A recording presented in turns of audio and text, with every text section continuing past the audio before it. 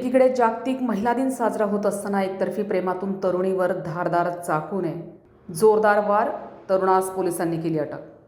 त्र्यंबकेश्वर जवळील पिंपळद त्र्यंबकेश्वर येथील आणि सध्या तळवाडे त्र्यंबक शिवारातील ग्रीन व्हॅली येथे एका माळीकाम करणाऱ्या मजुराच्या अविवाहित मुलीस पिंपळद त्र्यंबक येथील विशाल रुंजा सकाळे या तरुणानं 11 मार्च रोजी सकाळी 10 ते 11च्या सुमारास घरात तिच्याशिवाय कोणी नसताना त्याच्याजवळील धारदार चाकूनं तरुणीवर विविध ठिकाणी सपासप वार केलेत। यावेळी तिनं आरडाओरडा केल्यानं विशाल पळून गेलाय। या धक्कादायक आणि संतापजनक प्रकारानं त्र्यंबकेश्वर परिसरात खळबळ उडाली आहे। जखमी तरुणीला तिच्या नातेवाईकांनी नाशिकच्या जिल्हा रुग्णालयात दाखल केले। उपचार सुरू आहेत।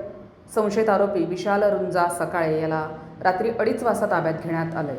याबाबत मुलीच्या वडिलांनी त्र्यंबकेश्वर पोलीस ठाण्यात आरोपी विशाल सकाळे राहणार पिंपळद याच्या विरोधात फिर्याद दिली आहे। त्र्यंबकेश्वर पोलिसांनी फिर्याद दाखल करून गुन्हा दाखल केला आहे।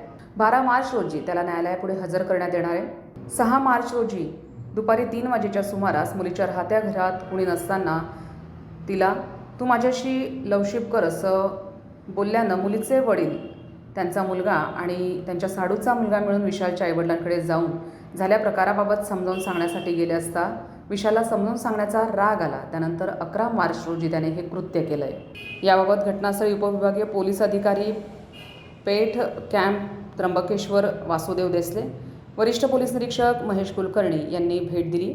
याबाबतचा तपास वरिष्ठ पोलीस निरीक्षक महेश कुलकर्णी यांच्या मार्गदर्शनाखाली पोलीस उपनिरीक्षक राजेंद्र विदेवरे करतायत। तपास अधिकारी यांनी स्वतः जिल्हा रुग्णालय नाशिक इथे जाऊन फिर्यादी निवृत्ती पांडू फसाळे यांच्या घेतलेल्या जबाबावरून गुन्हा दाखल केला आहे। या हल्ल्याचा एल्गार कष्टकरी संघटनेच्या वतीनं जाहीर निषेध करण्यात आला आहे। संविधान न्यूज त्र्यंबकेश्वर।